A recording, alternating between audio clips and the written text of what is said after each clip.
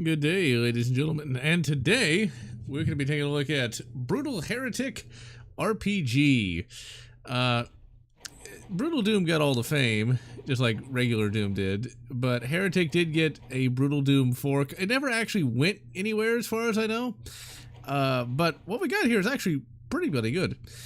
So we're just going to go through the shareware version. This is the version that I played primarily back in the mid-90s. So this game came out in 95, and it basically took the Doom engine and completely, it didn't really revamp it, but it fixed it in such a way that it was extraordinarily impressive for that time, especially when you consider that it was just a couple years after Doom itself came out. It's something I'm going to mention. And hello, J6 Health. Also, this is a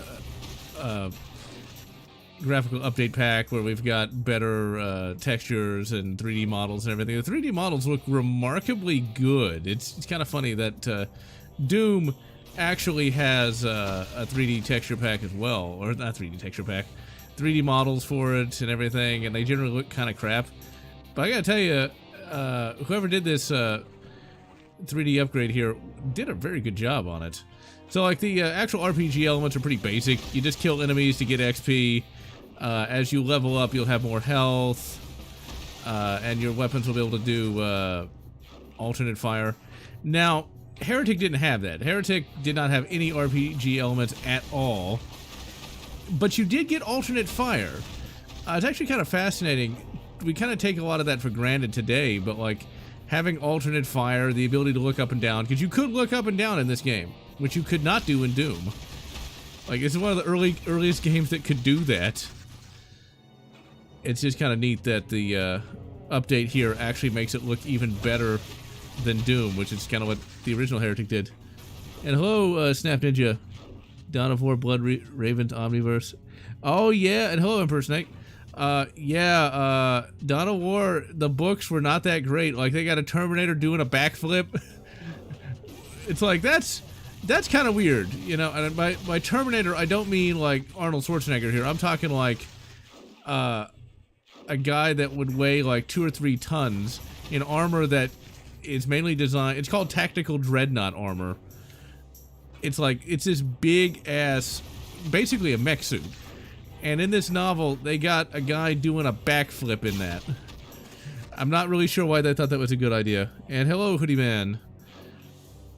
So yeah, like, the weapons in this game are much like what you'd see in Doom. You got your pistol, you got your shotgun, which is the ethereal crossbow. Now, the guy you're playing as in this game would not get a name until Heretic 2, which I have not played. But his name is Corvus. He's an elf.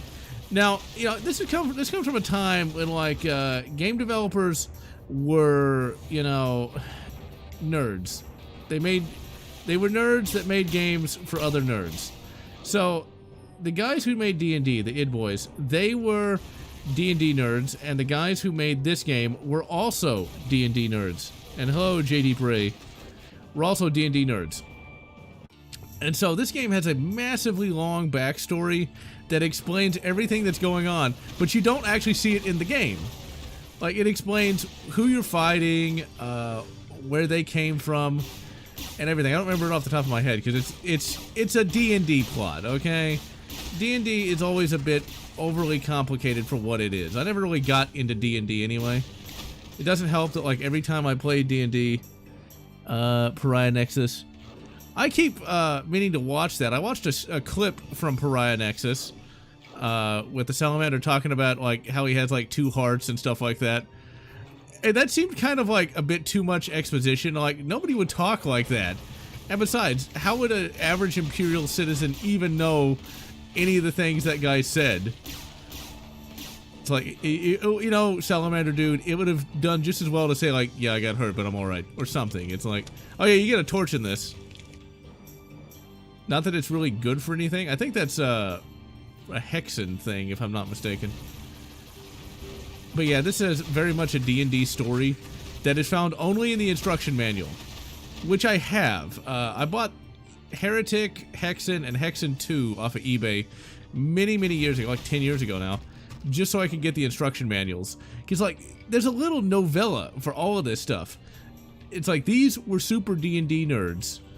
Sadly, I don't think too many modern-day game developers play D&D or anything like that. They just live on Twitter.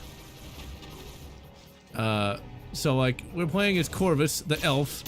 He's basically a heretic because his elven elders sided with a guy named Disparel, who's a serpent rider, who's one of 3 serpent rider bosses, king, something like that.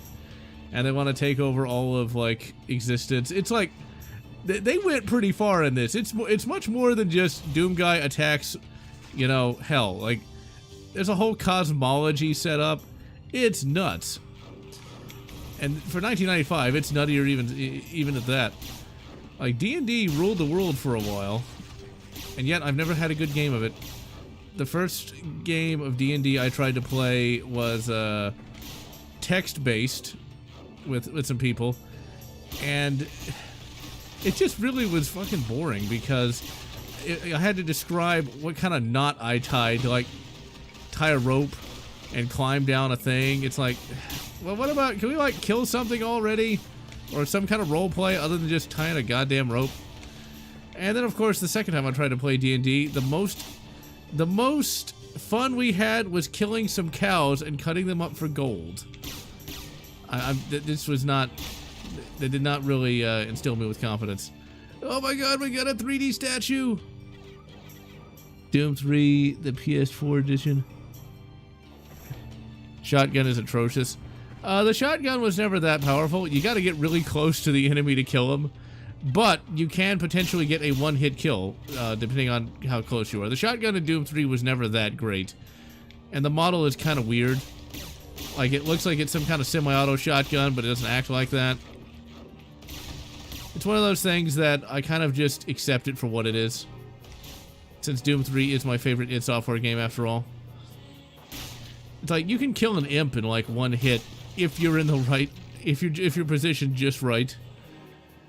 Eventually I will have to stream the BFG edition of Doom 3. I'm not going to stream the original campaign, but I will stream the Lost mission. Yeah, it always kind of sucked that nobody really cared that much about Heretic, because, like, Heretic is such a good game in terms of, like, the graphics, the level design. In fact, I gotta say that when we get into the registered version of Heretic, I almost like it more than the registered version of Doom. Because, like, there's more enemies, the levels are much more complex, the weapons I think are even more fun to fight with. It's just one of those things that I love Doom quite a bit, but, like, Heretic just, it does something for me. Although it could be that I haven't played Heretic in years. Outdoor segment that wasn't there before! Like, when you consider, like, Heretic versus Wolfenstein 3D, it's like, it is such a paradigm shift, it's utterly insane. That's one of the things I intend to talk about in December, when I do the Doom 30th anniversary video. Because I'm going to talk about just the sheer paradigm shift that Doom was, compared to Wolfenstein 3D, which came out in, I believe, 1991. Because, like, Wolfenstein 3D is pretty impressive for 1991, but, like, Doom is on a whole nother level. And this is on a whole nother level than Doom. The only issue with Heretic, really, is it does get kind of samey here and there.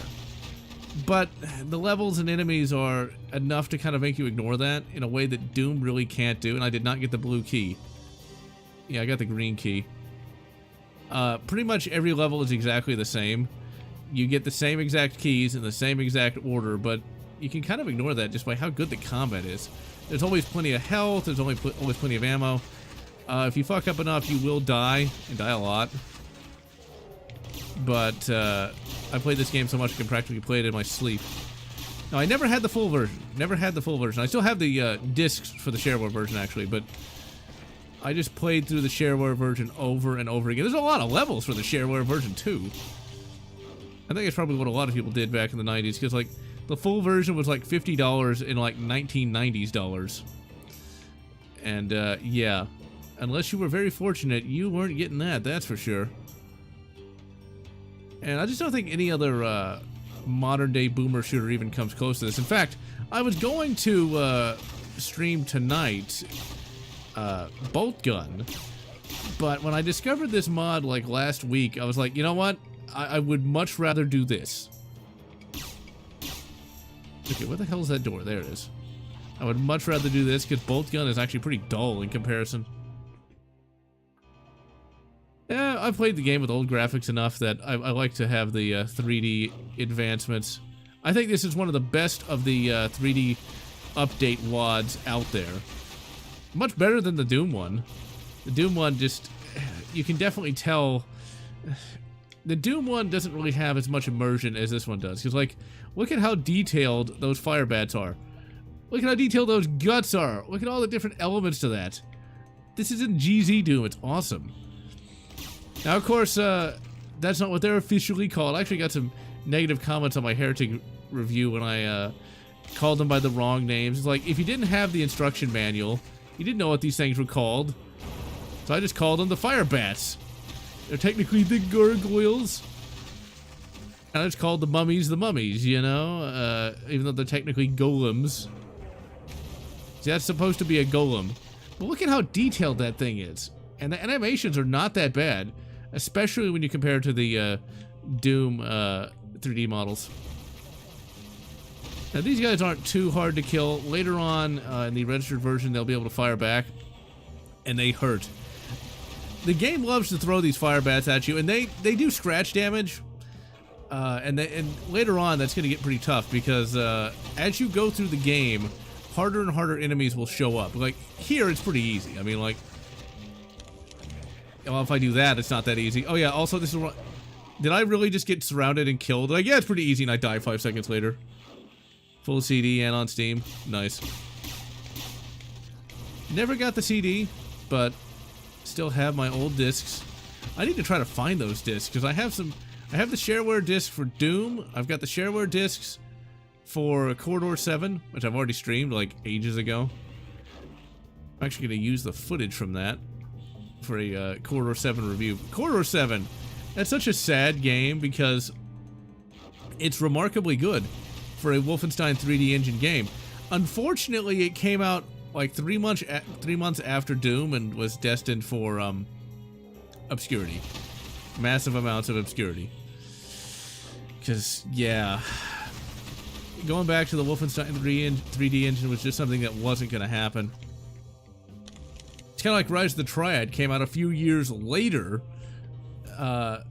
and was a pretty good Wolfenstein 3D clone, but once again, those 90-degree walls, the pretty limited enemies, just wasn't going to endear itself to too many people. I mean, it endeared it to me, but sadly, I think Rise of the Triad would be the most successful of all of the, let me go ahead and save here. Be the most successful of the Wolf 3D clones. And that's not saying much.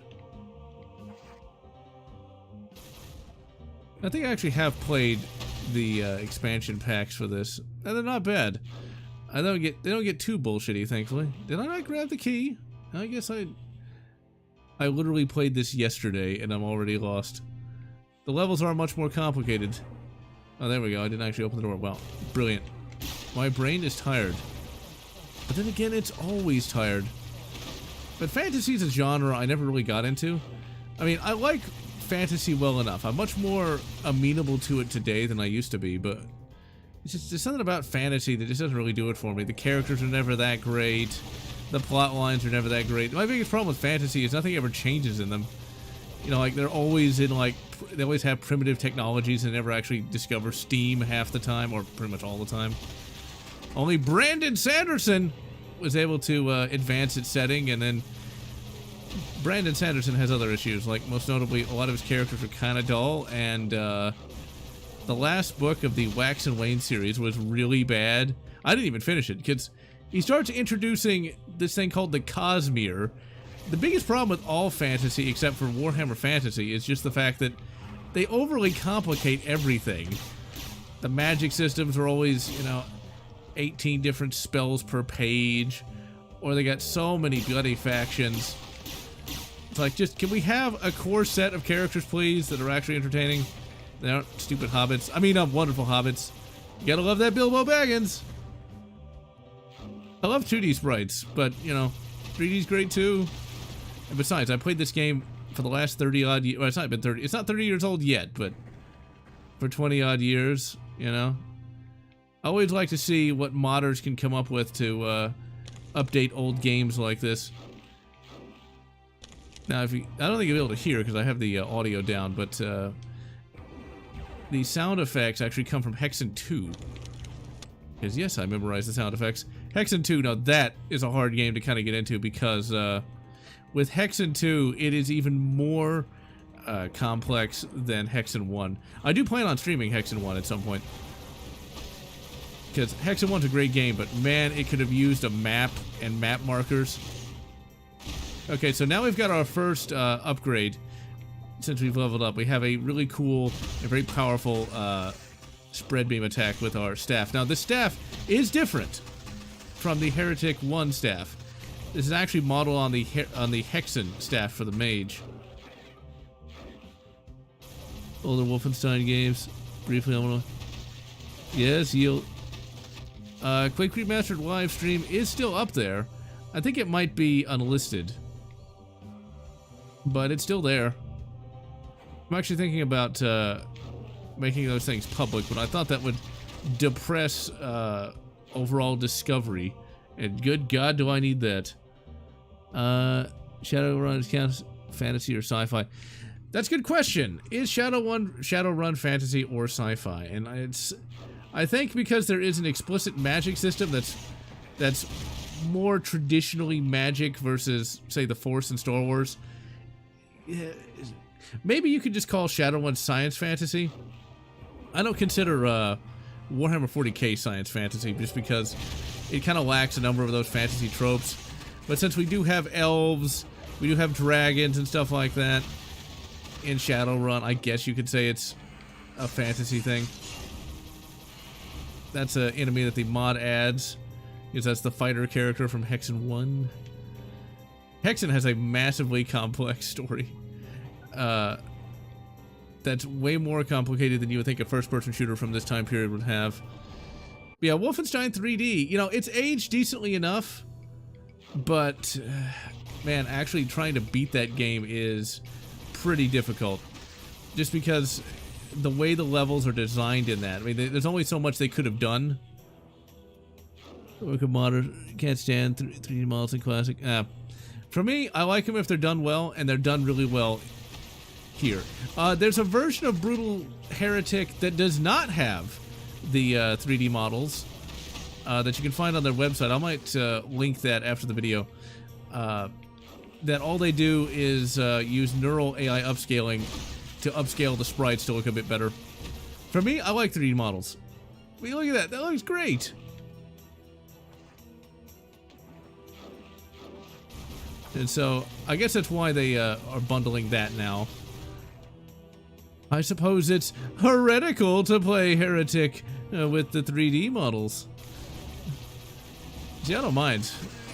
I actually like how well done these 3D models are, especially compared to, like, so-called boomer shooters. Blake Stone. Yeah, I played the shareware version of that. I never really cared for Blake Stone that much when compared to, say, Rise of the Triad or Corridor 7, but it's pretty good. It's pretty alright.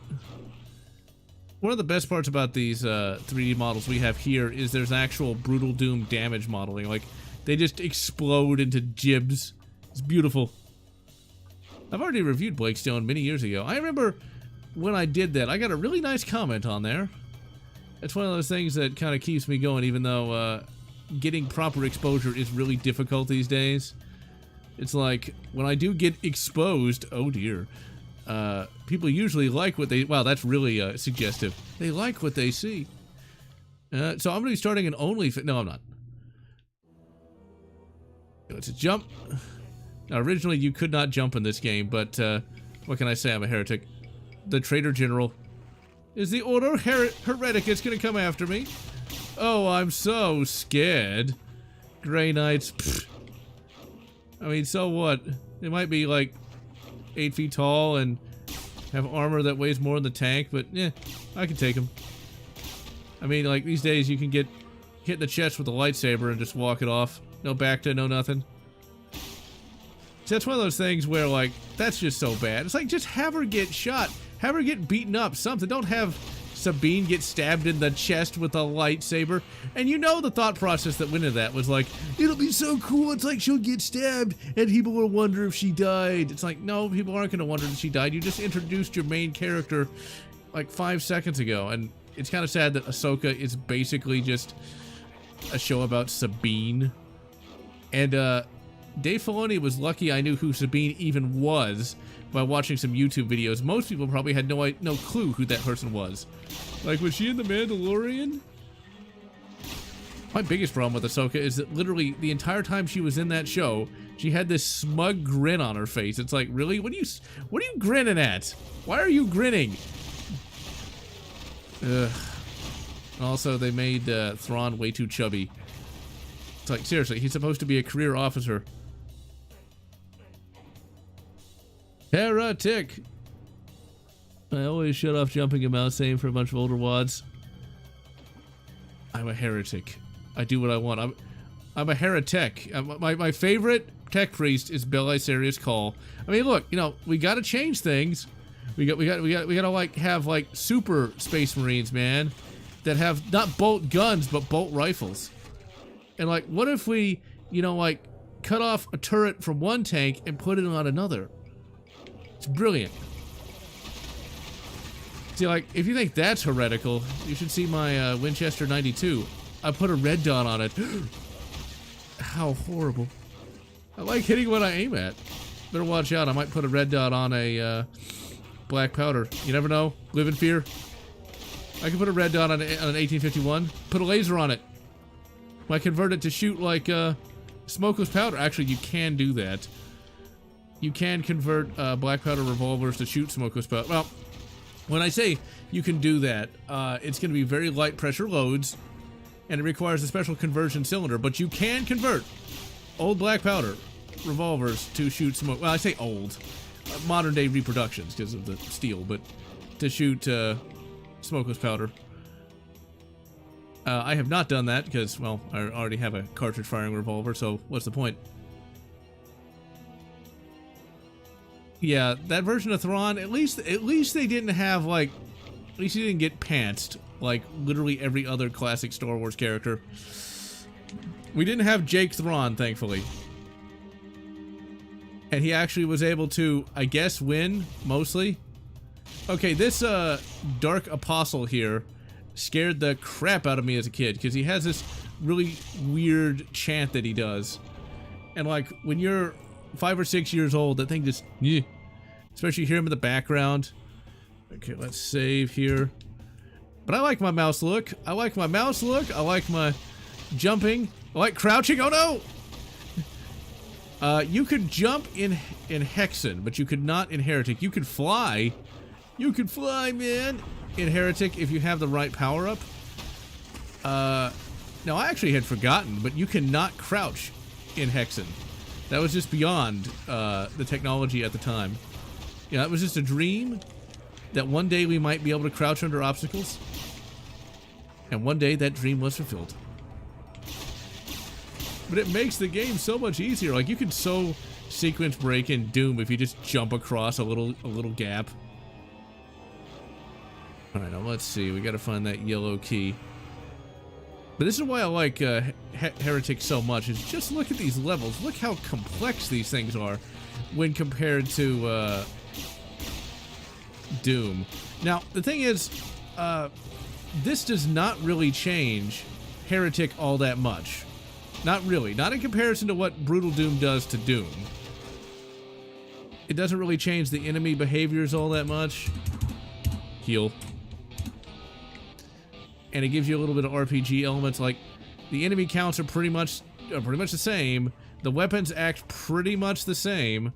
It's like there wasn't much that you had to do to really tune up Heretic. And I also have to say I like Heretic more than the spiritual successor of Medieval. Medieval's great, but it doesn't have, it's just not quite as good as Heretic. It's just kind of missing a little bit of that edge. These are two, finish just once, had to use a walkthrough. Yeah, Hexen 2 is, it's pretty complicated, and I had to use a walkthrough as well. I don't know if I could have ever finished it as a kid. Ahsoka, Thrawn is competent in Rebels. They did him dirty like everyone knew. I have not seen Rebels. It does not look like a good show. And I'm just not surprised that Thrawn would be kind of pantsed. I like to just say they get pantsed, because they do that to Spock in the modern day Star Trek all the time. At least Star Trek is somewhat competent, though. Actually, can have a video on Strange New Worlds come out in November. But yeah, anytime there's a competent character, they gotta be pantsed. Because, like, in modern day, competence is kind of synonymous with nerd. And so they gotta poke fun at the nerd every chance they fucking get. And one of my biggest problems with Ahsoka is they never establish anything, and they never actually give the show any time to grow. It's just like, oh yeah, there's the chick from Mandalorian, and she's like gonna contact Thrawn, although we don't know why she's trying to contact Thrawn, and here's Ahsoka again, and they're looking for some guy named Ezra. It's just, if you don't know what's going on already, you're not gonna have a clue what's happening. It's just, that's not how to, you don't make a show like that, because you can't assume anybody going into that show has paid attention to anything. Heroes bland with very good okay moments. That's the sad part about anything Star Wars, is they always have a few minor okay moments. It's just a bunch of crap most of the time. My god, look at the water, it's beautiful.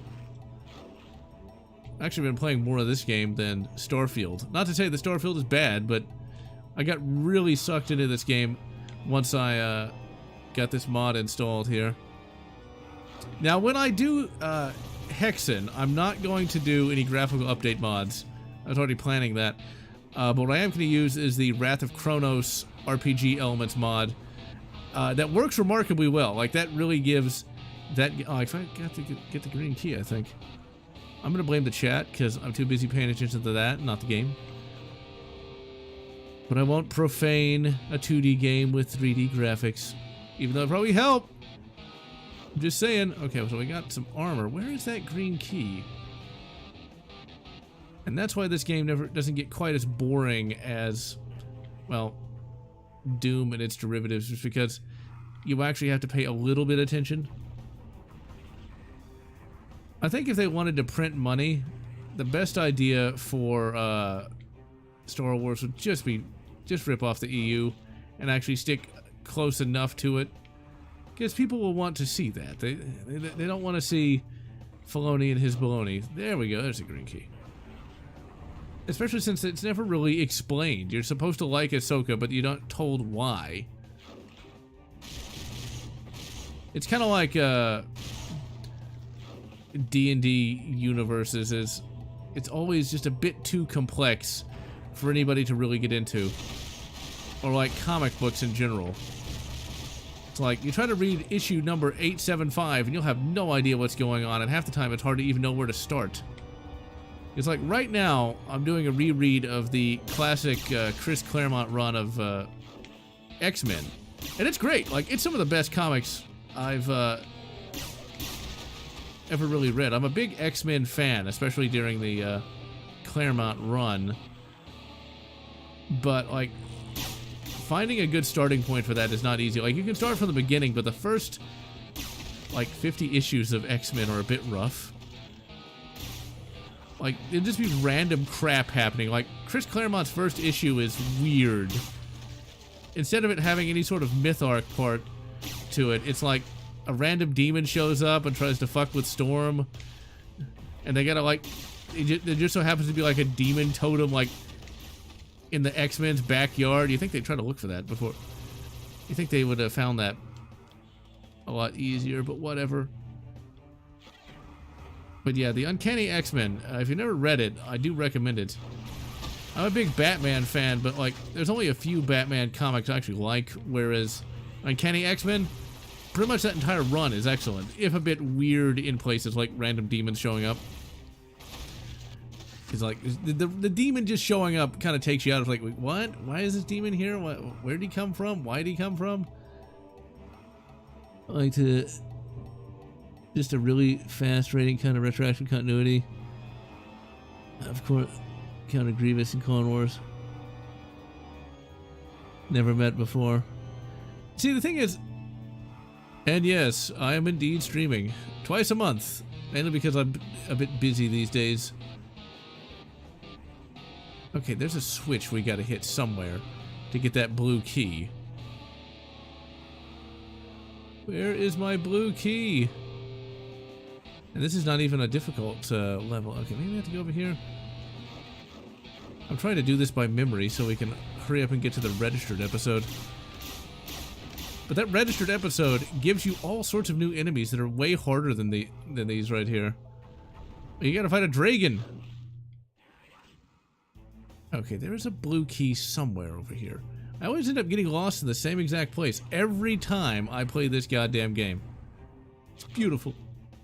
The Hexen's even worse. Also, shadows! Kind of. Shadows of Mindor.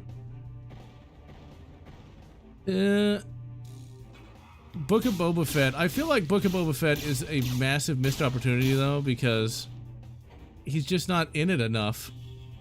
When I first saw Book of Boba Fett, I knew it wasn't going to be that great, though, because, like, okay, first episode, how many people does Boba Fett actually kill? I mean, he's supposed to be this epic bounty hunter, and was in the true expanded universe. And he kills, like, one guy with a rocket. He blasts one guy. Mando, in his first 5 minutes, ends up killing, like, a whole room of random mercs. It's like, shouldn't Boba Fett be way tougher than Mando? Just saying. I still think that Mando was probably meant to be Boba Fett, but they decided not to go that far. When it comes to the actor for Boba Fett, he has a lot better acting chops than I think people know, because he's a very good and very accomplished dramatic actor. In fact, I intend to review a movie sometime in 2024 of one of his first and biggest breakout roles. And that movie is Once Were Warriors.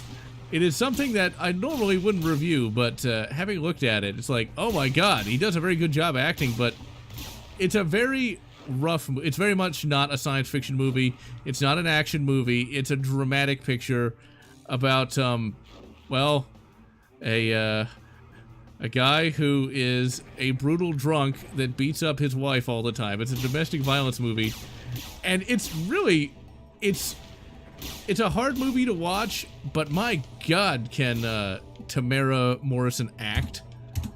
And I just kind of want to review that, because I don't want people to think that he's a bad actor. He just is given crap to work with. Well, he was given decent amounts to work with in Attack of the Clones, but I'm going to review that movie, because that's what got him the Jango Fett role. And now I can picture no one else as Jango Fett. Let's see. Travel to another galaxy. Yeah, they're not going to bring the Yuuzhan Vong in. Know what to do with Star Wars, just making it up as they go along. Yeah, he is an excellent actor. I don't know where he really stands for me. I think maybe fourth favorite. Harrison Ford will always be my favorite of all the Star Wars actors. He's actually one of my favorite actors in general. Because, you know, you got Han Solo and Indiana Jones. I actually had a conversation on Discord the other day about which trilogy of just the movies, not the universe, but just the movies, which trilogy is better, the Indiana Jones trilogy or the Star Wars trilogy. For me, I don't know, like, A New Hope is better than Raiders of the Lost Ark, but is Last Crusade better than Return of the Jedi? I think that's a harder question to answer, because they both came out around the same time. No, they didn't. Last Crusade came out in 89, whereas Return of the Jedi came out in 83. But still, you know, like, which one is better? for me, I much prefer Last Crusade to Return of the Jedi, just because Return of the Jedi has a lot of annoying bits to it.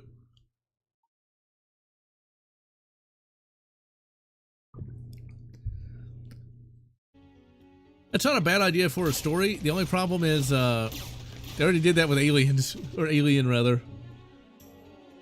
Yeah, Temple of Doom is just okay at best. But, yeah, Last Crusade to me is better than Return of the Jedi. Because Return of the Jedi has some good moments, like the Battle of Endor, but I hated the Ewoks, I hated that Jabba the Hutt crap, and, yeah, it's even worse because I didn't see Return of the Jedi until a long time after I saw A New Hope, and I only ever saw the special edition when they added in that Sly Snoodles dance number. It's like, really, George? Did that weird alien creature, like, get you hot or something? Because, come on, how did you think that was a good idea? There's no threat or battle, just day-to-day life. That'd be a hard movie to make because you'd have to get people to want to sit there and watch that. That would definitely be an easier movie to make because you wouldn't have to have any action, but it would definitely probably just be an independent film. Actually, that's a pretty good idea for an independent film. You'd have to have something, though, to keep the audience interested. Although I don't know what that would be. Ewoks 2005 Battlefront. Yeah, that dance number is crap. And what's worse is that song, it can get stuck in your head and never go away. Yes, that happened to me once. And that's why I'm not a big fan of Return of the Jedi. Originally, the Ewoks were supposed to be Wookiees, and originally Endor was supposed to be Kashyyyk.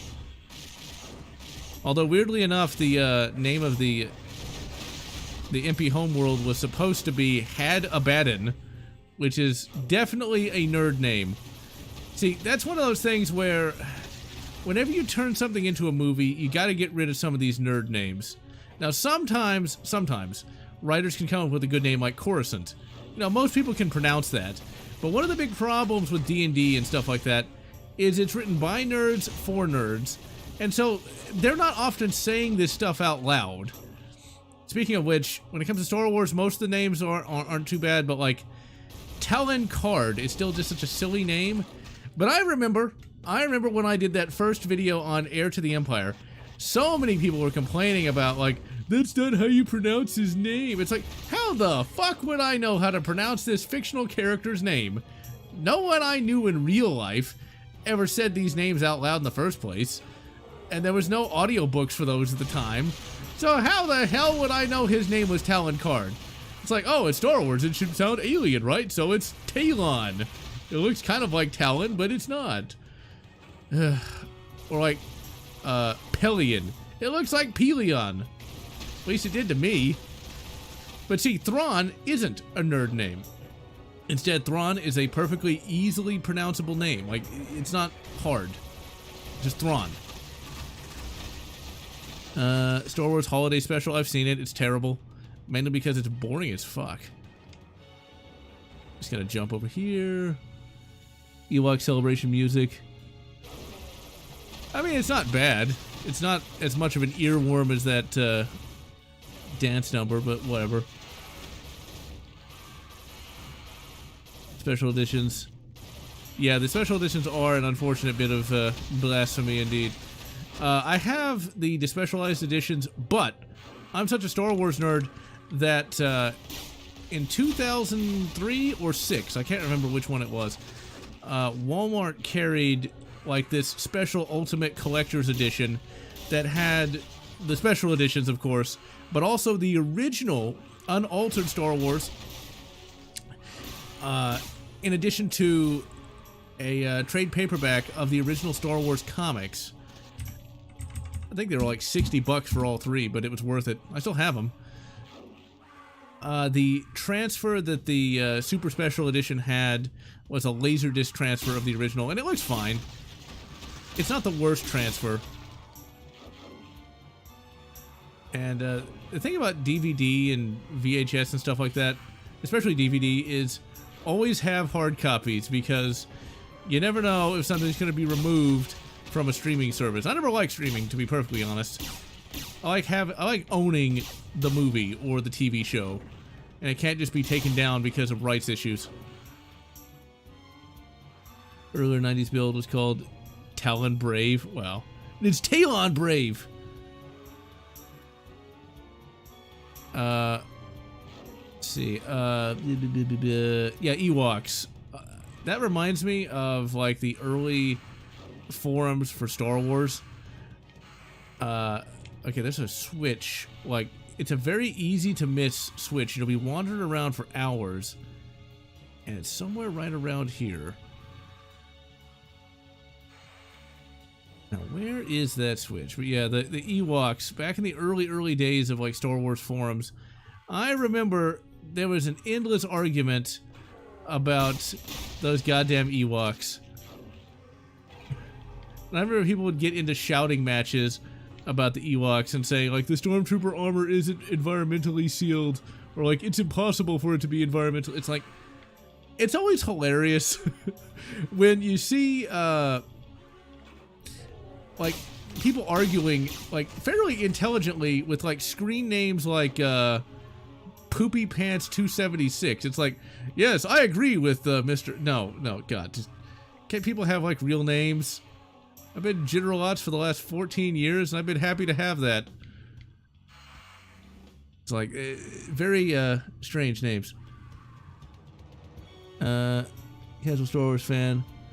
Yeah, comedy, even scary Stormtroopers. Ooh, that's a good question. They were actually competent in A New Hope, mostly. But if you want competent Stormtroopers, the first thing that comes to my mind is the novelization for the first Dark Forces game. They just slaughter an entire bunch of rebels. And the only reason Jan Orr survived that is because Kyle Katarn decided not to kill her. Oh yeah, Finn rips off Kyle Katarn pretty badly and does an absolutely piss poor job at it. Okay, I cannot find that switch. We're gonna go up here. Dip. Well, the idea is that, you know, I think the way you can make the Ewoks make a little bit of sense is we just didn't see the extent of their numbers. Like, where is that switch? I know it's somewhere. Because, like, it's... Raven Software were always bad like that, where they would, like, hide a switch in plain sight, but you wouldn't normally look for it. Raven Software like to fuck with people, that's for sure. Because you would think there'd be a switch right here, but it's not. It's literally on a corner somewhere. I know it's there. But the idea is that the Ewoks had, like, say, thousands of units, whereas there were only, like, a couple hundred stormtroopers, and they were getting overwhelmed that way. And that's how that worked. And I think the thing we often forget is they were losing pretty bad until, Chewie was able to capture that AT-ST, so the victory was not really assured. It just didn't really tell that story quite as good as it should have. Yeah, they're very confident, but you nerf them.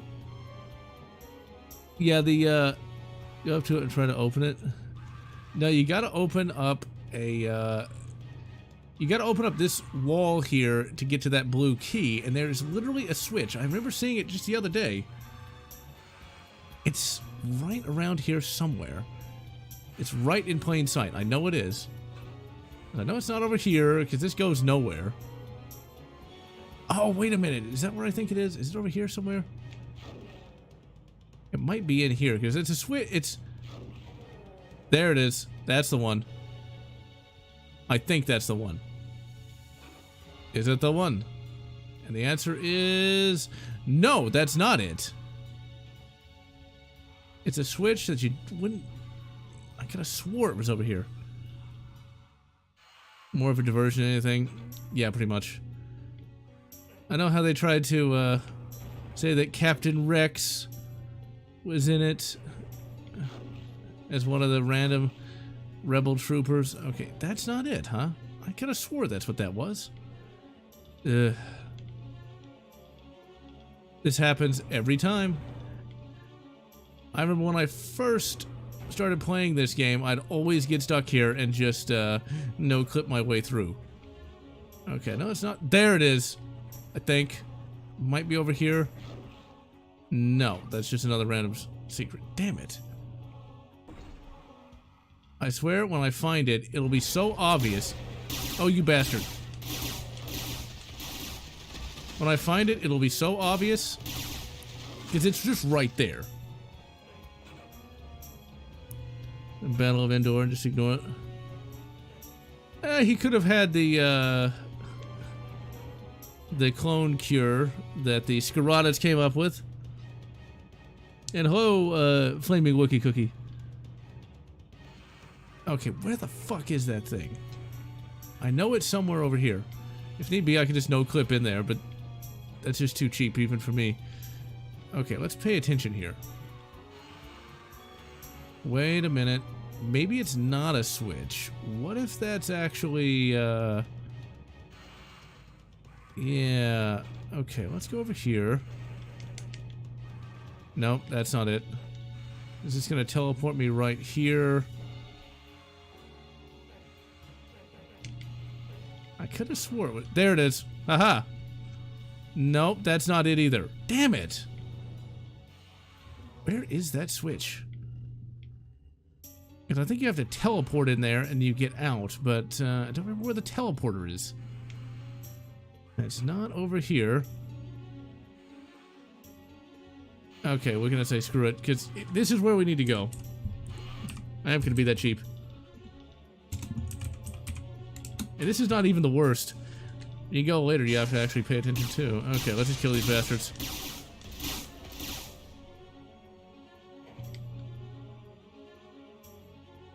Now, where does that teleporter lead? Because this is gonna be where I needed to go in the first place.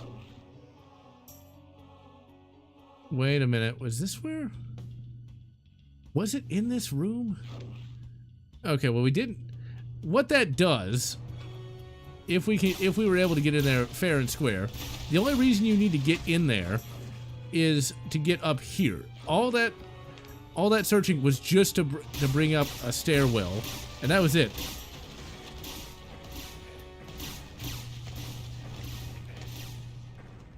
I think they all pretty much work since this is a GZ Doom source port. I think the original release of Heretic, I think if you did the God mode cheat, the IDQQD or whichever one it was, I think that killed you. I think. It's been a few years, or a lot. Speaking of a few years, I was looking at an ancient video from 2010. That's 14 years ago, by the way. It'll happen to you. In that video, there's some videos I found of my old game collection from 2010. I actually still have most of those games. Although, sadly, the Dreamcast I talked about in that video no longer works.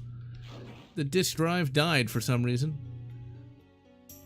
And I've since added an NES. Well, I say since added an NES. 3 years later, I would add an NES that I found at a yard sale. Alright, come here, you little bastard. Ooh, wait, was this a... I think I found a secret level here. Yeah, that's what I did. Okay, I did not mean to come here, but I did. Yeah, this is one of those secret levels you could find.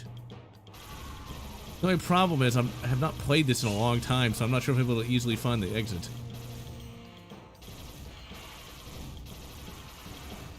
So you gotta love little details like that. They don't really make... They don't make them like they used to. Now, I do not believe the these ghost warriors actually showed up. This is entirely from the mod. But just look at the size of some of these levels, though. I mean, like, this was very impressive back in the day. Also, the music for this game is excellent.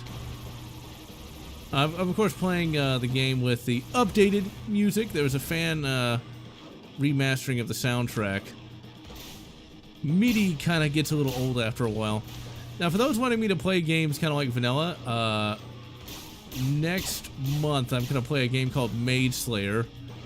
And it's pretty much entirely vanilla, except for the fact that I'm running a patch that lets me run it in full graphics. Since 2010 and 11. You think that makes you ancient? I started this whole YouTube channel in 2009.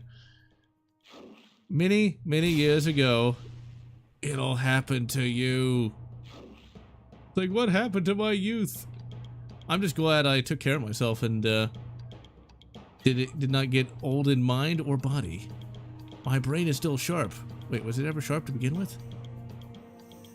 Okay, now we still gotta find that yellow key, so we gotta pay attention here. Starship Troopers Doom mod? I'm not sure if that exists. I've never seen it. But I'd be very surprised if it didn't exist. There's already a Starship Troopers FPS now, called like Extinction Division or something that I've been meaning to play but haven't gotten around to yet. It's supposed to be a claw. I think Corvus has a giant hand.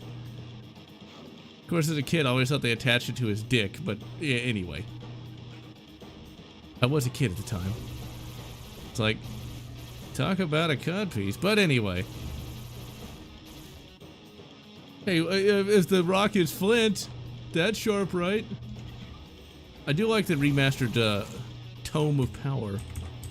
The Tome of Incredible Power. It's the developers of Incredible Power. Okay. Use it. Oh my god. See, like, by using that tome, what you could do is actually have a secondary fire, which was a big deal back then. Full reviews to the other channel. The old CGR. Yeah, I like CGR. My problem is, whatever I uploaded there, I could not have, you know, like a different version on my main channel, which is kind of annoying. Someone at Facebook, like 6 or 7, call me a kid. Now, what's kind of funny about Facebook is I remember when I was around 2010, thereabouts, I did not take it seriously, because at the time I had absolutely zero friends. I had no friends, man. No one liked me. Kind of find out to actually have friends, you have to talk to people, but screw people, right? And not literally. But I actually had my picture as Mandalore the Ultimate. And now, in the space future of 2023, I actually have myself as the Mandalorian as the profile picture. Go figure. It's actually kind of funny to look back at that and be like, at the time, I would have never wanted to do cosplay because that implied having to interact with humans. Never seen... I've seen some of his films. I really enjoyed Street Fighter. And I'm not exaggerating. I actually did enjoy Street Fighter because it is so delightfully idiotic. It's brilliant. It's a fun, stupid movie.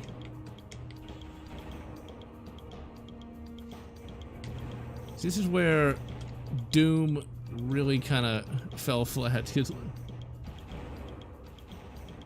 Yeah, exactly. Those Tide Pod eaters.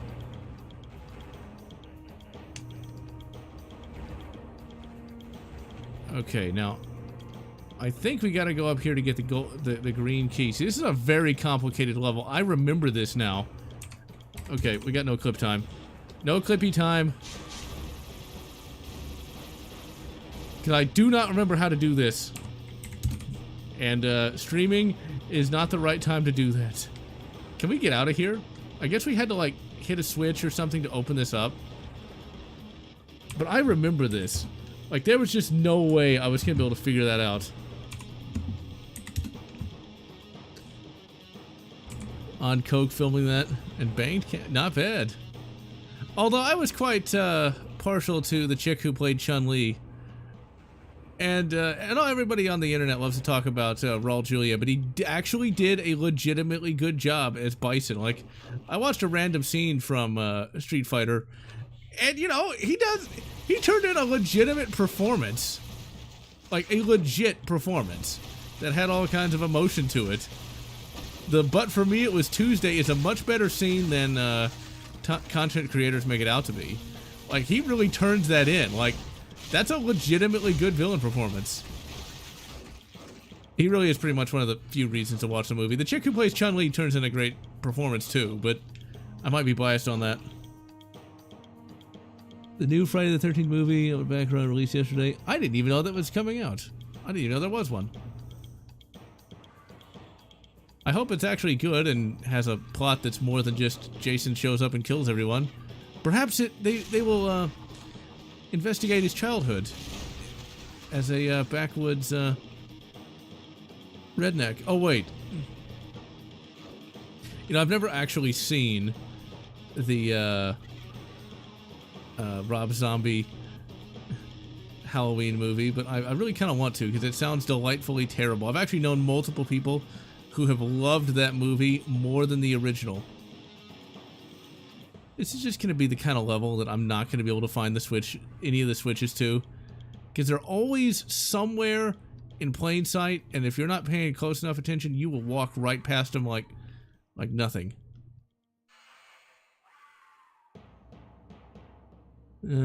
Actual plot, sequel to the previous fan film.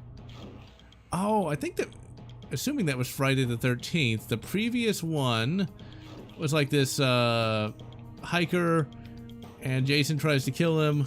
Okay, we're no clipping all the way through here because I did not expect to find this level, and there's just no way for me to find the exit, the outrance, in an appreciable amount of time, because this is the bonus levels in Heretic are really, really tough. Like, Raven Software wanted to challenge you, and they did a good job with that. And even when I'm like playing on my own time, it's kind of hard to figure out where to go. And I played this a lot. Heal, heal. And this is just the shareware episode.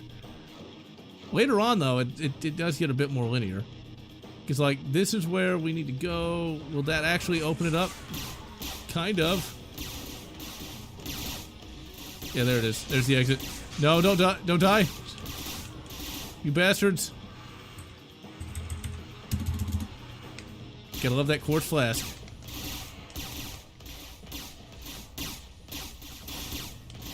I'm glad I'm actually proper level for that.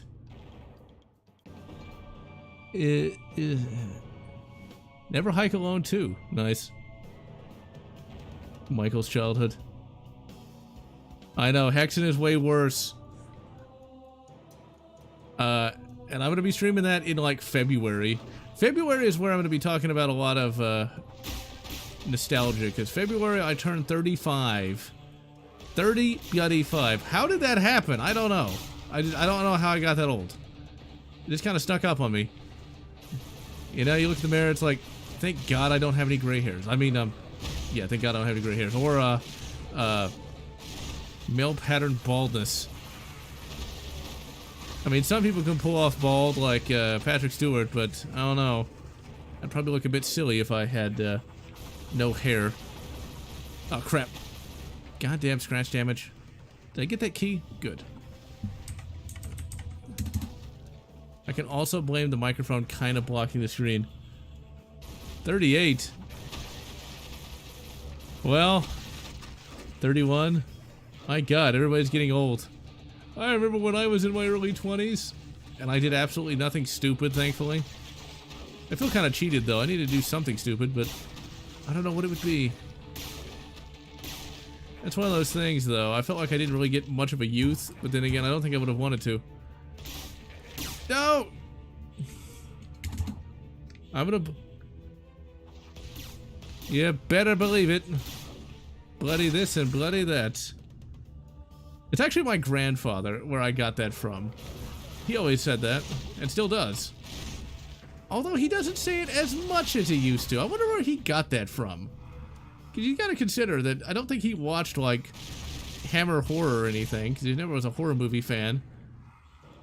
I wonder why he started saying that. Because he said it, and I just kept saying it. Kind of became a catchphrase. NFTs? Ugh. Aren't those worthless?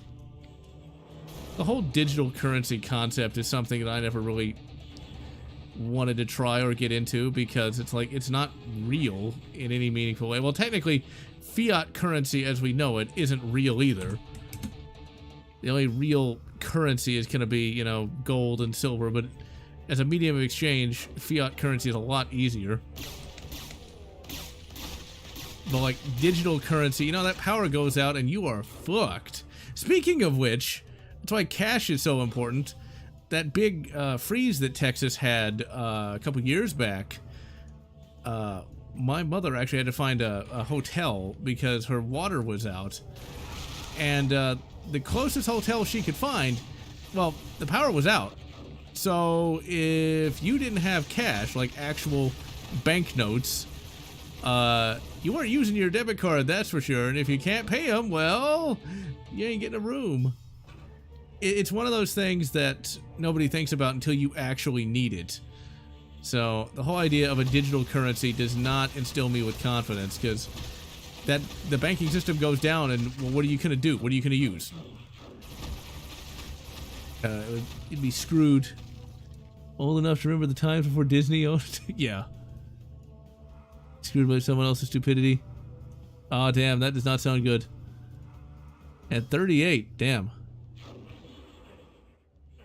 Yeah, the only thing I regret about my life is simply that I haven't had a chance to do quite everything I wanted to do yet. I guess I'm that old, so it doesn't really matter, but it's like, you know, if I could be doing some of the things I'm doing now, like 10 years ago, I could have actually been a bit further ahead. But, we all gotta learn, I guess. It's the one thing about youth that I think is not often appreciated, is like when you're young, you've got time to make mistakes, so that when you're old, you won't have to make them again. Oh, come on, you goddamn... Okay, just heard it go down. Next jump. Still though, 29, that's not bad. God damn it. And I'm glad I was able to grow up during the 90s, just because that's before everything got really, really stupid. I mean, it was still kind of stupid back then. There was still some wokeness back then, but not as bad as it is today. Hell, technically, even a decade ago, the wokeness wasn't as bad as it is today. Hurricane Sandy powers out. Pay with cash at store. Yeah, I don't know why anybody would not want to use cash anyway. I mean, like, cash is very important to have. And, the whole idea of, like, using your face to pay, that's something that's coming about, or, like, the CBDC. It's like, yeah, how about no? How about we don't have like this central bank digital currency that if they decide to shut off your bank account, you'll be out of money and everything. That's one of the scariest concepts to come out of the current year, is the idea of debanking, where one day you just wake up and, oh yeah, your bank no longer will do business with you. And if you have money in there, it's just gone. You can get it back, but it's more difficult than one would like. And that's something that I don't think ever used to happen. Now, like, if you get canceled because you said the bad words or something, you know, good luck getting a bank. And yeah, Disney does own most of the media world, which is kind of nuts. They got 20th Century Fox, which is now 20th Century Studios, and is pretty god-awful. That's true, you know. Going outside, even though I personally didn't go outside that much, it's like still riding a bike, riding a moped, stuff like that. Riding the old moped down to the local gasoline station. Back in my day, Sonny. Let's see. And yeah, cash can be easy to steal, but, you know, so can your bank. That's why you just got to be careful with it. Don't flash it around. Being flashy is also just a good idea not to be in general. Living a more humble existence, flashing around giant amounts of jewelry, just not a good idea in general. Or driving a super fancy car. I mean, that also saves money in general, but like, nobody's gonna want to really rob the guy in a 2010 hatchback. Buying EA, oh man. I mean, that is a match made in hell. EA and Disney. It's like you have to pay per view. You pay per play, right? You beat the game, and then you have to buy it. I wonder why no one's tried that. Where, like, if you beat the game, whatever game it is, you have to buy it again. I bet that's going to be a thing before too long. Where once you have finished the game, you literally have to purchase it another time. Like, even arcades didn't do that. Like, if you beat the game and still had, like, a credit or a quarter in it, you know, you could just play it again until you died. New Game Plus! Oh god, you're right. If, the mouse owns Mass Effect, how woke is that gonna be? It was already woke with Mass Effect Andromeda. It's like, the whole reason why the Andromeda, project even is undertaken is to, like, create a fair and equitable society. It's like, didn't they technically already have that? It's like, why would they need to create another one? I mean, that's just one of those sad aspects of time. I mean, I was in my early 20s when Mass Effect was new. I got a lot of nostalgia from Mass Effect 3, just because of, like, some stuff that was going on at that time. It's the first time I ever dated a girl playing Mass Effect 3. It's like, Mass Effect 3 is not a good game multiplayer. I mean, it's a pretty average RPG, but the multiplayer, not good, but I do remember playing that. And, talking over Xbox Live, I think it was, with that little cheap-ass headset. But hey, it worked. It was better than nothing. And I think eventually I got, like, a Turtle Beach headset. Does Turtle Beach even exist? Haven't they been out of business for, like, the last decade? But when I got that headset, it's like, oh my god, it sounds better than anything I've ever heard in my life. Slack on. Well, I mean, there's plenty of classic games to play. I mean, for me, I thought I was never going to really like modern gaming. But then Starfield came out. It's like, you know, maybe not every modern game is terrible. Maybe somehow Todd Howard can make things that just work. There's a mod now for Starfield with Sarah Morgan, where literally it's just this little meme on the back of her jacket that says, "It just works," with a picture of Todd Howard. I did not use that mod just because there's a cool armor mod for her, and there's one that gives her a some better assets, just saying. Because yes, that came out. It's most enjoyable indeed. Okay, that just brings that back down. Okay, where's that exit? Yeah, Turtle Beach is still around. Good. Probably still just uses the same Chinesium that everybody else does, but hey, whatever. There we go. Hell's Maw. I think this is the last level. Yeah, it is. But you got a lot of content for a for the shareware episode, because like the levels are just so much more advanced than what you got in Doom, and this was just a couple years later. This is why games like Rise of the Triad just could not compete with Doom engine games.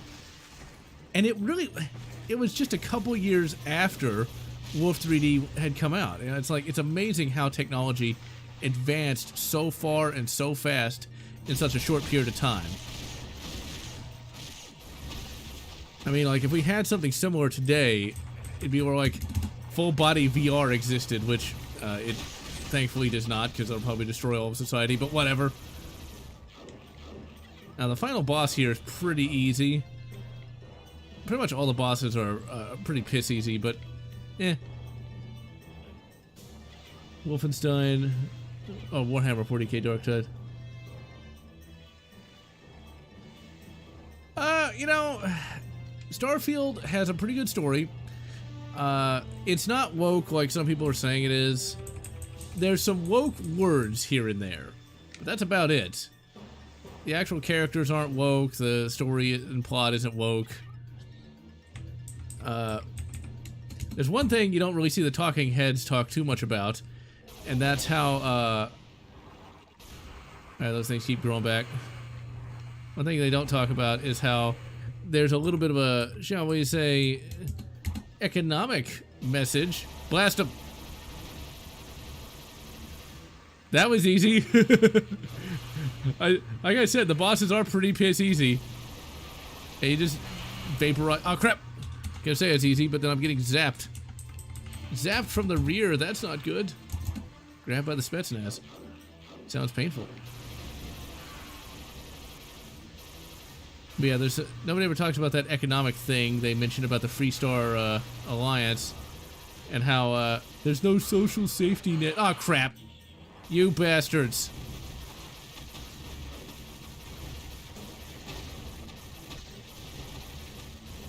And yeah, nicely. There's no feminine stuff in it either. Like, Sarah Morgan isn't made to be like, and that's why women should run the world. It's like, thank Ysmir for that. Chug it down. Okay, we should have saved because I killed those bosses and still got fucking tag teamed by every mummy in the world. Oh my! Talk about some cougars, am I right? FYI, just avoid all online dating. Because you could easily get that, at least from what I've heard. I tried online dating a decade ago, and it was terrible then, and I can only imagine how bad it is now. Okay, let's fire that up. Let's save. Let's rock.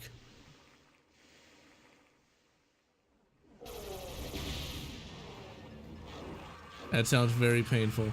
Well, I remember seeing on Etsy there was a defaced coin of Susan B. Anthony that said "nasty woman." It's like, I don't think that's quite as girl power as you think it is. The Force is female has got to be the worst thing, though. The absolute worst. Like, shouldn't technically the Force be for everyone and not just female? Like, wouldn't that be? Just saying. It seems kind of zap them. For the mod, the Dragon's Claw is like, just, it's the BFG. Actually, it's a BFG for Heretic, but it's not that great. And boom. With the destruction of the Iron Liches and their minions, the last of the undead are cleared from this plane of existence. Those creatures had to come from somewhere, though, and you have the sneaky suspicion that the fiery portal of Hell's Maw opens into their home dimension. To make sure that more undead, or even worse things, don't come through, you'll have to seal the Hell's Maw from the other side. And of course this means you may get stuck in a very unfriendly world. But no one's ever said being a heretic was easy. Okay, we're gonna go to... So this is the registered version. So it's a little bit harder, but not so hard. The levels are more advanced, but not too much more advanced. And you get some new weapons, which are basically the equivalent of like a plasma rifle and stuff like that.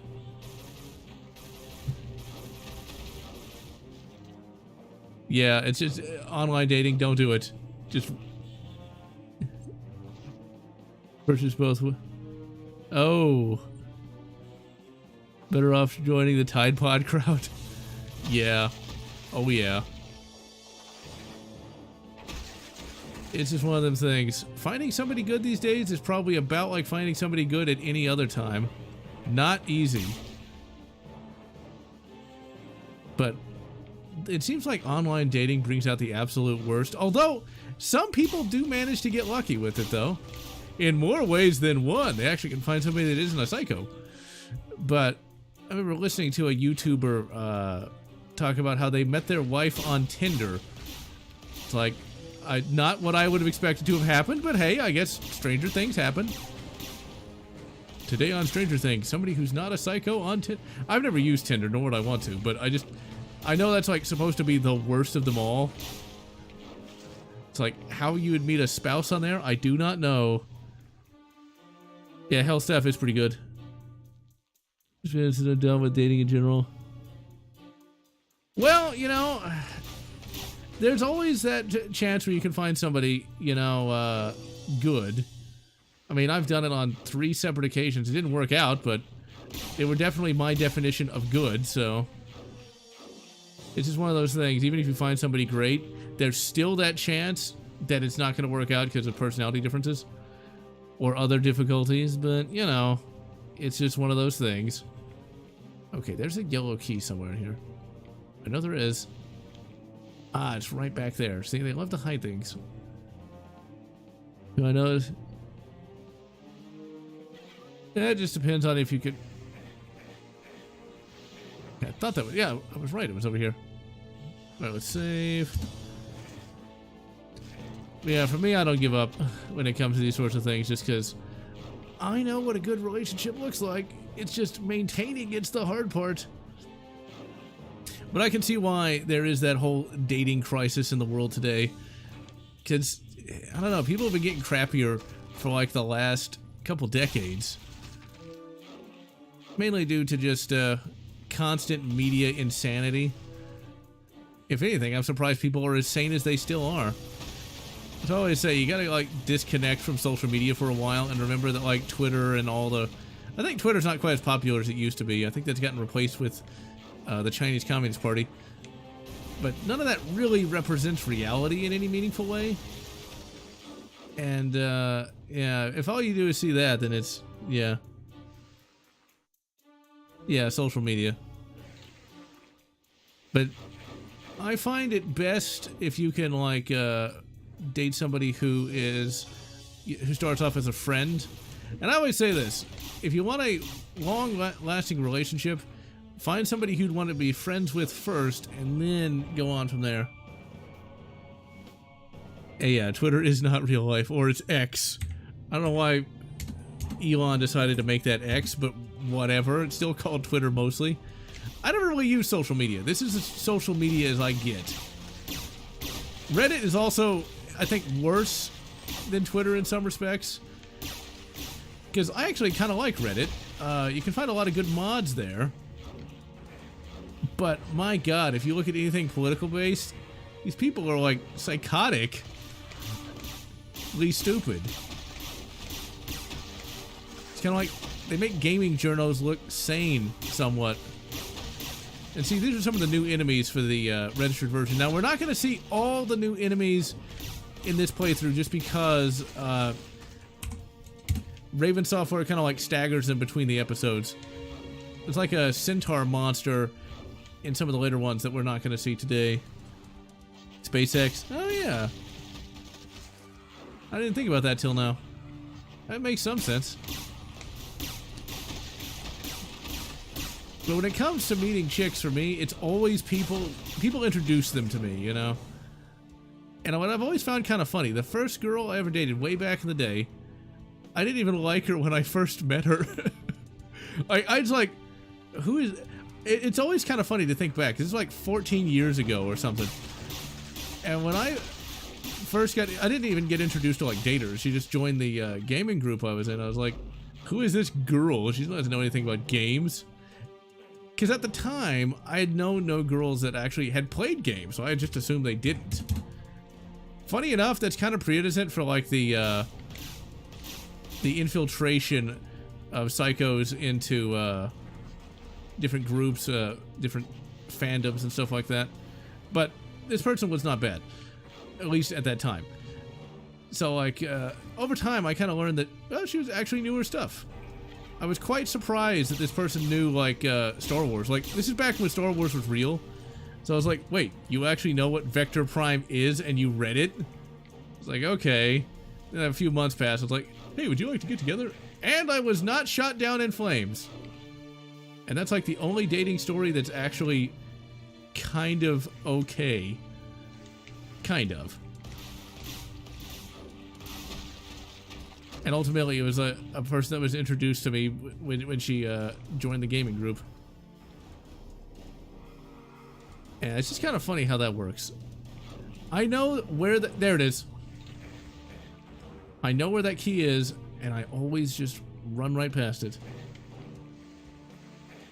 I do think Facebook still has some utility. It's not as good as it... Well, I don't think it was ever that great in the first place, but it does have some utility. Because you can find some products on there that are halfway adequate.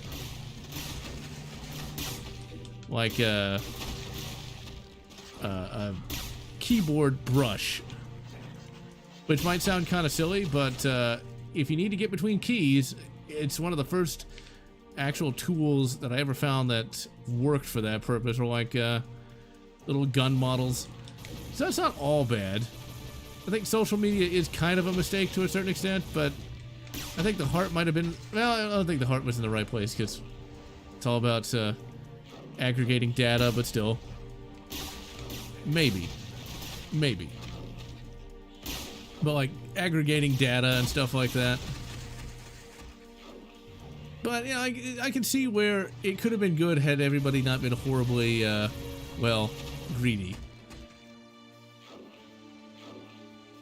And so, you know, YouTube I think is probably one of the better things, just because you can actually see media. Custom paintwork, McFarlane, Black Legion, Space Marine. I'm surprised that 40K has gotten as popular as it has.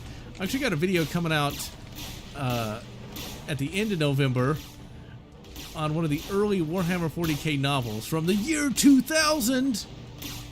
It was Y2K compliant. And how much Warhammer 40K has changed. Used to be nobody cared about 40K. Like, I knew a grand total of no people who played it or read it. I never played the game anyway, because I never got into the whole plastic crack thing. And I'm just surprised that, like, now even normies know at least what a Space Marine is. Whereas before it's like, Space Marines? I remember I tried to explain Warhammer to the uninitiated. I was like, well, think of like Star Wars, but on heroin. And I don't know if that really, like, think like Star Wars, but psychotic. And it's always kind of funny when you explain, like, well, you see, like, 1,000 psychers or psychics are like sacrificed to the Emperor every day. It's like, that's so dark, man. Well, like, have you ever heard of like the Demonculaba, where basically it's these enslaved pregnant women that they put children into to turn them into super soldiers? I always have to preface that with, well, they technically do get blown up in the book they're introduced into, but still. It's like, yeah, 40K's dark. And that's not even the worst, like, servitors and stuff like that. Like, well, they don't have robots in 40K, but what they do, well, they do have robots, but they don't really talk about them that much. But, like, instead of robots, like, well, you take a criminal, right? Like, you lobotomize him, and then you put his brain in a robot body. Actually, they don't do that. They take part of the flesh from the criminal and then, like, build the robot body around him. Or, like, dreadnoughts. Warhammer before Gilliman came back. But then you kind of missed, like, the super dark hammer 40K, where, like, nobody could win in 40K. It's like, at the end of each book, pretty much the main characters, if they were alive, they wouldn't be alive for very long. Now, where there were some exceptions, like Caiaphas Cain, Eisenhorn. Eisenhorn's kind of a special case in that he never died, but he lost, like, everything in the third book. That's a spoiler, but, well, whatever. That's like a 30-year-old book now. Fred had seen something about the Event Horizon fan theory. If only Bolt Gun was actually fun. I really want to like that game, but it's just so dull. Especially when you compare it to something like this. Problem is, there's just not enough enemies in Bolt Gun. And you got this super powerful weapon, but you never actually get to use it like it should be. Let's see here.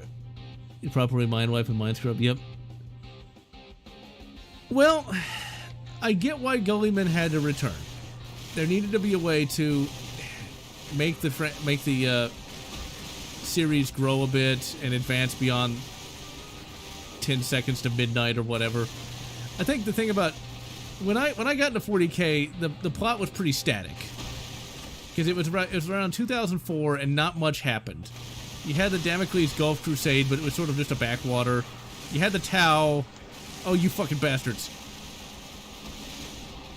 Damn it! You had the Tau show up, and that was about it. And then just for decades afterwards, nothing really happened. And then all of a sudden, like, Goldman's back. I think it was around 2017 actually, when they brought him back. It's a good idea. I'm not gonna knock it. But a lot of the grognards are pretty angry about that. Because, like, they brought in the Primaris. All the classic characters are getting converted into Primaris, including Captain Titus, which I didn't really like. They kind of missed out on some... they missed out on a lot of drama. And they kind of took away the 40K-ness of 40K to a certain extent. Because, like, now you got these Primaris Marines out there, right? And everybody can be, like, converted into one. Like, when they came up with the whole, like, crossing the Rubicon Primaris, it was all like, oh, it's a super high percentage that you'll, like, explode from the inside out. And then, like, all the named characters fully survive it intact. It's like, I see. Convenient. And they literally converted all the major characters. I think they got Dante, not the one from that fucking game that I can't remember at the moment. But they also got some of my favorite literary characters like Uriel Ventress. They converted him. It's like, come on, people, don't convert everybody. Guilliman and the Lion. I like the Lion a lot more than Guilliman. Hearing about Warhammer, I was hyped. Super powerful Primarchs. Yeah, I mean, I could see that, but the thing about 40K, it was always supposed to be where everybody was on the verge of being defeated, and now with Guilliman back, it's very much sort of a superhero comic book kind of thing. And I'm not gonna lie, I kind of like it, but like the original fans are not a big fan of that. But then again, I like stuff that's more stylized anyway. I'm glad at least somebody didn't get transitioned. Oh dear. My pronouns are Primaris Marine. But anyway, the Primaris Marines work. I mean, the novels that came out to bring up the books into that new era were pretty good. I mean, Dark Imperium was great. Too bad it shares the same title with a book of short stories. A book of short stories that was actually pretty good. That had a short story with some dinosaurs in it. Because, yeah, 40K was weird in its early days. March of the Archosaurs, where, like, literally the Imperium had to fight a bunch of Stone Age savages that had literal dinosaurs that could breathe fire. It was awesome. Of course, that was also a story where everybody lost in the end. Because the Archosaurs couldn't win, so they just sterilized the whole planet. That's the Imperium for you. Angron, trying me. Or fuck around and find... Fuck and find out. Oh, man. I guess Fulgrim's going to be getting busy with Angron now. Angron. That is, I think, one of the more interesting tragic characters. Like, he was supposed to be the empathetic one of the Primarchs, but then gets captured by a bunch of psychopaths and turned into a giant green rage monster. Or a giant red rage monster. Rage monster. Red range. He's gonna embezzle money! And for those who don't know that, the guy who played the original Red Ranger, I think, went to jail for like a couple of years because he embezzled a lot of money. It's like, they did not pay those Power Rangers actors, like, at all, so it makes sense. But it's one of those things where franchises do have to grow, and at least 40K, it's less harder edge than it used to be, but it's still basically what it was. Tragic for the Butcher's Nails. Yep. It's still mostly 40K. Mostly. And Godblight was really good. It's like, could the Emperor secretly be evil? What I'd like to see, to be honest, is like the Emperor turns out to be so whacked out of his gourd that he has to be fought by Guilliman in like this last stand, and Gulliman's able to wound the Emperor just enough so the Emperor can't fully take over the galaxy. I think that would be pretty neat. It probably won't ever happen, but it would be nice. Okay, now where the hell is that green door? It's very easy to miss that. Okay, there's the yellow one. There's the yellow one. I think the main reason why 40K is able to maintain its popularity is because it's one of the last of the franchises. Okay, there it is. One of the last of the franchises with a full cast of characters that's able to be entertaining. Like, Star Wars is dead. No one cares about... Only the cosplayers really care about Sabine or that green Twi'lek with the big ass. It's like, and once again, these aren't compelling characters. Whereas the 40K, each of the Primarchs has a compelling backstory, and it's just really fucking cool. You know, you got one that was like raised on a planet filled with criminals, and like his legion is filled with insane criminals, and he blows up his own planet.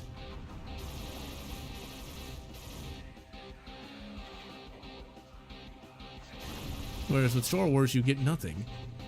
Although I will say the big ass did help a little bit.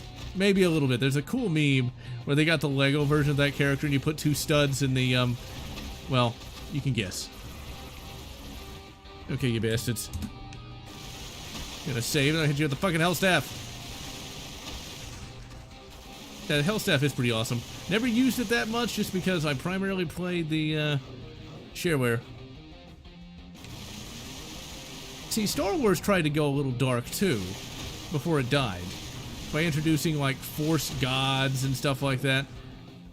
Abeloth was sort of like the chaos god of Star Wars, because like it was this godlike being that took all of Luke's power to take down. I'm not sure if Star Wars needed like gods of order and justice and stuff like that, but it was an interesting way to do that, I guess.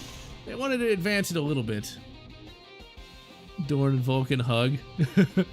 Yeah, I remember that. Okay, now where the hell is my blue key? And then of course you had Star Wars Legacy, where you had, where it got really dark, including genocide. Oh dear. It's like, this used to just be a fun series, now it's like, we've got genocidal warlords, like, taking out the entire species of the Mon Calamari. Okay, it's somewhere over here. This is much harder when I stream it. Okay, we want to complete this level. I'm sincerely hoping that the Siege of Terra turns out as good as it looks. I mean, Dan Abnett's usually pretty good. Usually. He did a terrible job with that Ultramarines movie, though. Just saying. Because there was an Ultramarines animated film that came out 14 years ago. And it was pretty terrible. I cannot tell you how terrible that movie was. Bad animation, horrible plot, and it meandered a lot because they didn't have any money for it at all. I do wonder if 40K could get a good movie, like if they went on Indiegogo or something, and actually have the fans finance it. Because that movie they made was just terrible. Okay, so there's gotta be a switch I missed. There's gotta be a switch I missed somewhere. Alright, let's see here. So that opened something. But what did it open? Because remember when I did this on my own, I was just kind of... There it is. Well, I'm an idiot.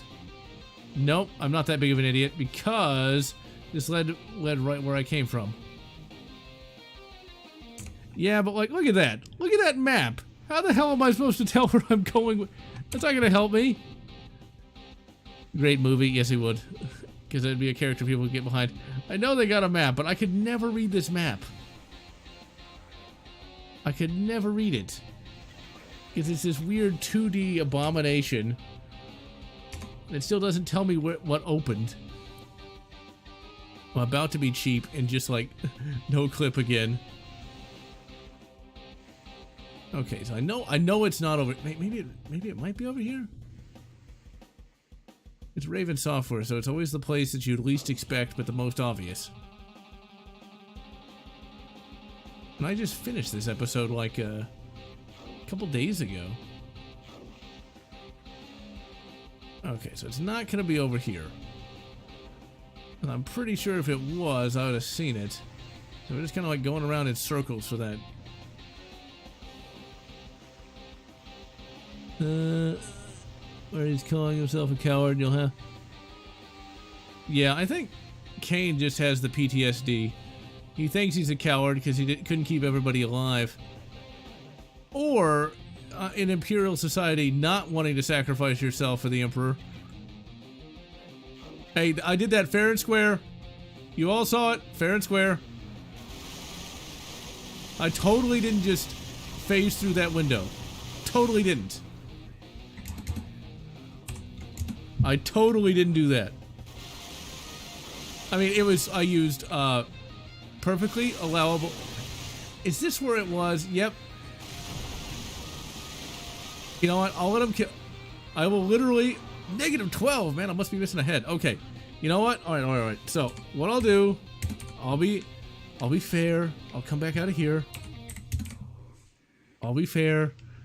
And not do that. Okay, I'll read that in a second. Okay. If it's by the blue door, if it's by there, oh, where's the blue door? There it is. And I already opened up that bloody thing. Okay, anything over here? No. Ugh. Oh, you gotta be kidding me. I didn't turn. I told you. It's not obvious. You gotta turn around. Like, that is diabolical. Turn around? Like, that's like the greatest gameplay innovation of our time, you know? I think that happened once before. Like, eat your heart out, Half-Life. Look up. What do I want to look up for when I can turn around? Sweet, load up. Oh man, I'm so dead. I'm so dead. No. I'm literally going to pause it and manually save. Because I've got to, like, immediately heal and continue. It's like, we've got to turn around. I would never review Half-Life 2 just because if I talked about how much I don't like that game, I would literally get death threats. I guarantee you I would. Like, you could talk about any number of topics, each worse than the last, but you dare besmirch the good name of Half-Life 2, and the Half-Life 2 fans will come out with rusty knives. Why is it rusty? 'Cause it'll hurt more! I just don't like Half-Life or Half-Life 2. I think it's like the Starbucks coffee of first-person shooters. Ironically, as I say that, I ended up dating a girl I met in Sven Co-op. So, yeah. Go figure, right? Give me that little hell staff. Sadly, that one didn't work out either. Moral of the story is, life can be annoying. Oh, you know it. And yes, Half-Life 2 is overrated. The big problem with Half-Life 2 is just the fact it's really, really dull. And it's treated like it's this god-tier game, but it's like, it's really nothing special. I got motion sickness every time I tried to finish that goddamn boat. And so I finally did play the entire game cooperatively. And Half-Life 2 Episode 1 and Half-Life 2 Episode 2. Half-Life 2 Episode 2 was not that bad.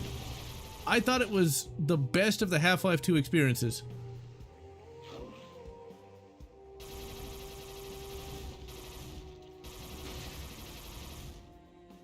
Sometimes I'll get motion sickness if there's a frame rate issue, like Quake 2 for the N64. Couldn't play it.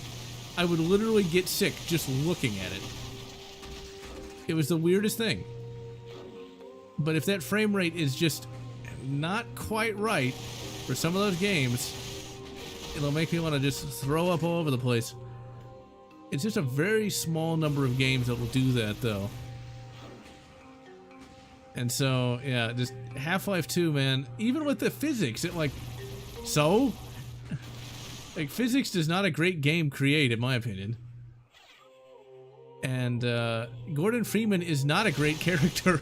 He's a mime. He's as much a mime as Doomslayer is, except Doomslayer actually has something going for him instead of just, he's a scientist with a beard. But then again, I only ever emulated Quake 2 for the N64. I never actually played it on the original hardware. Mainly because I never bought that for the N64. I really didn't have a need for it since I had the PC version of that.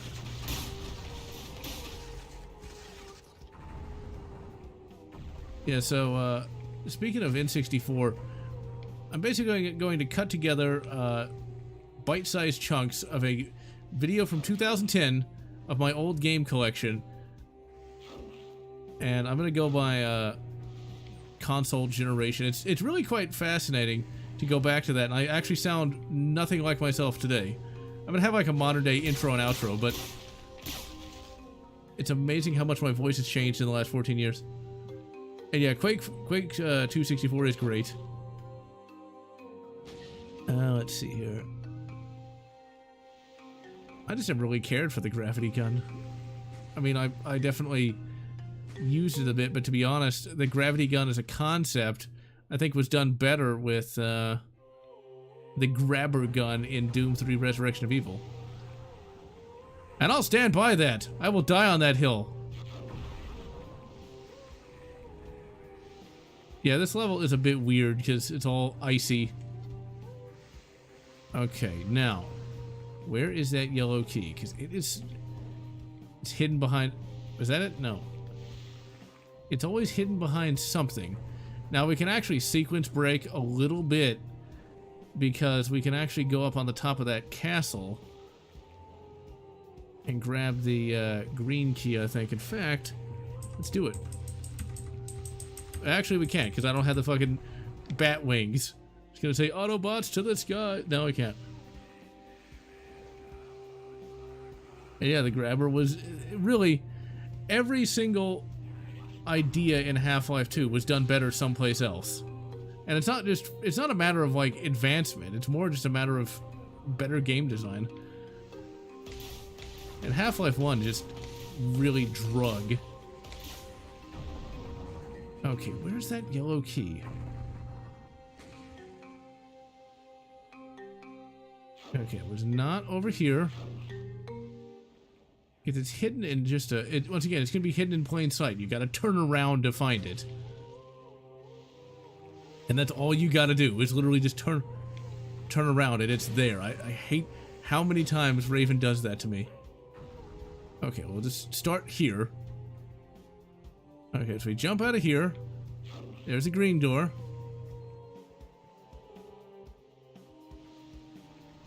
Okay, and then we... That tram sequence, oh my god. I remember playing Half-Life 1 for the first time, and I thought the game was bugged because it kept going on. Over... Do I already have the yellow key? Okay, good, I don't. Could it be over here? Well, there's the bag of holding. Yep, there it is. I love the way Raven designs the levels, though. It's like you actually have to pay a tiny bit of attention. Thank you for the Phoenix Rod. This is the Phoenix Rod is the BFG, legitimately. If you power it up, it turns into a short-ranged flamethrower, and I think it does like 10,000 points of damage. And so this is an example of, if I didn't know where I was supposed to go, I'd be kind of screwed, because like you grab that, and it doesn't really show you where you need to go next, but all you gotta do is literally turn around, and there's a teleporter right there. Just hop onto that, blast this bastard right here, and then you go back into the castle, and the other teleporter will be revealed, and that is where you're gonna find... Really? Oh man, I'm all the way back here? Ugh. Well, then you'd find the green key, but at least we can easily get that yellow key. We're just going to charge through here like that. Okay, I think this is where we need to go. No. It's where the bag of holding is. Okay, there we go. It's like a tiny universe in a bag. Okay, did so much more progress gaming because, yeah, lighting and sound design, indeed. And also just a much more fun game. As I've said, Doom 3 is my favorite id Software game of all time. It just got everything right, in my opinion. Don't show the goddamn torch. Yeah, punch him with a stick. Hit him with a stick. The stick is a lot more powerful in this than in the base game. In the base game, it's pretty useless. Okay, let's save before we try to take on that Dark Apostle. The only problem with the Hell Staff is the Hell Staff is kind of weak in comparison to the Ethereal Crossbow.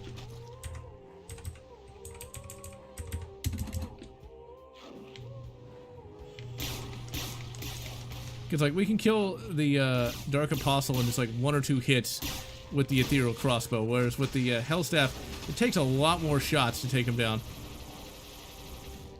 And in that Dragon Claw, it just vaporizes everything.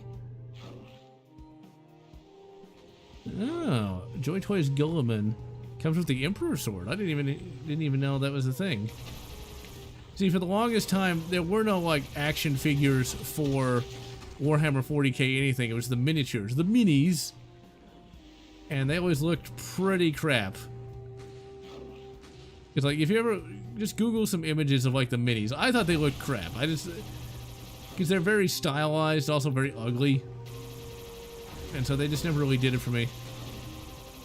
40k is apparently really expensive. Like, we're talking, like, to make a good army, you gotta pay like $1,000 bucks. Well, I ain't gonna pay that. I mean, god damn it. I mean, I know there's a lot of Warhammer 40k fanatics that love it enough that they would spend that kind of money, but like 1,000 gold pieces, actually 1,000 banknotes to build one tiny army, I don't think so. Ooh, I telefragged him. Speaking of spending lots of money on things that aren't really useful, I did pick up a arcade 1-up finally. I've been looking at those things for years, but never really took the plunge on them because I wasn't going to pay like close to $1,000 for a mini arcade, but I was able to get X-Men the arcade game on sale. And I'm pretty excited about that. I always loved X-Men the arcade game. Because not only was it a pretty well-designed arcade, even though it was Konami always had kind of basic ones. Care about the Watchers in the Dark?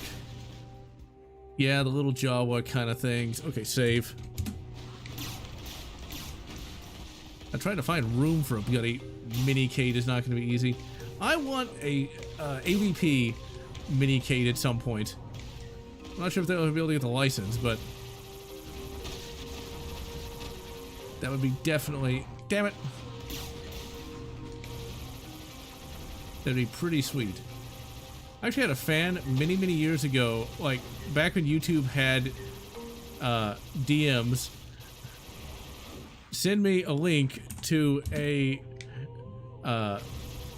original AVP arcade cabinet that was remarkably cheap. I guess arcades weren't that expensive back then. For like $300, but sadly $300 was about as attainable as a $3,000 arcade cabinet is today.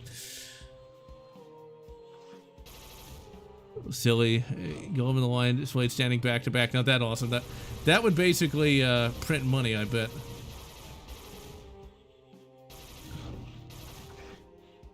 I don't know. That's kind of... I actually, once again, met my first ever best friend through direct YouTube messaging. It was back around 2010. This guy created a Star Wars book review. It wasn't a bad book review. It wasn't as well edited as one would like, but you know, at least the guy knew what Star Wars even was. I was like, yeah, you did a great job on that video, and it turned out into a great friendship for a while. Talking to people about Star Wars, that was a thing once. YouTube's actually been very good for meeting people, for someone such as myself, because I never really appealed to me to try to like go somewhere to meet people. It's never really, I've done it before, but it never was really that enjoyable. Because you always meet kind of the same kind of people. It's kind of like going out to, like, say, a game store to, like, pick up chicks. That's not exactly the place that one would normally want to go, but, I mean, if you want somebody who's nerdy, but you never find any, they either already are with somebody, or you have the usual suspects of the, let's say, plus-sized individuals, or people of unconventional gender, let's say. So it's kind of a non-starter. At least around here it is. And besides, I don't really like going someplace for the express purpose of trying to pick up chicks anyway. And yeah, back when the books were definitely worth reading. YouTube has had some very interesting decisions. New Hope today, it's really good. CGI clashes terribly. It always does. That's why I always recommend just watching the specialized editions. Because you don't have to deal with that crap.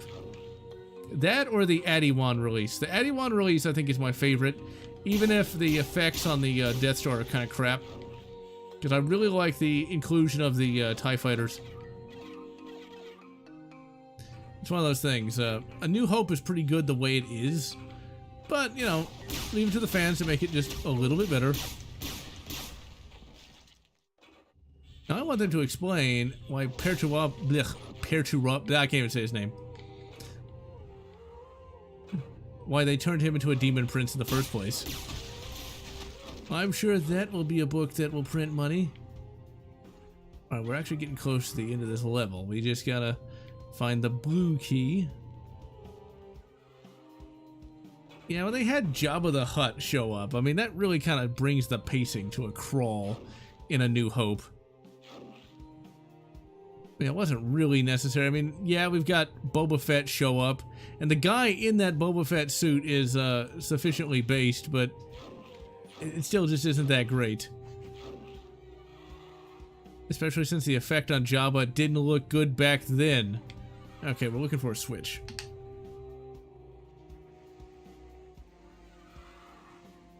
Because we gotta open that door, and that should have the key. I still want a good Doom movie. I mean, it's not impossible. Okay, we don't need to find a switch. It's not impossible, people. Just follow the book if need be. But you know they're gonna screw it up again. It's like Doom Annihilation. I reviewed that, and it was terrible.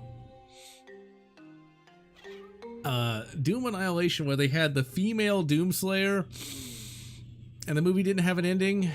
It's like, did we really need a female Doomslayer? Like the Doom 2005, that was even worse in many respects. I mean, you had The Rock, and you didn't have him doing, you know, like, well, The Rock things. You had him be the villain. It was most depressing indeed. It's like, and instead of it being like a first-person shooter movie, it literally ends with The Rock trying to beat up the oh, who played him?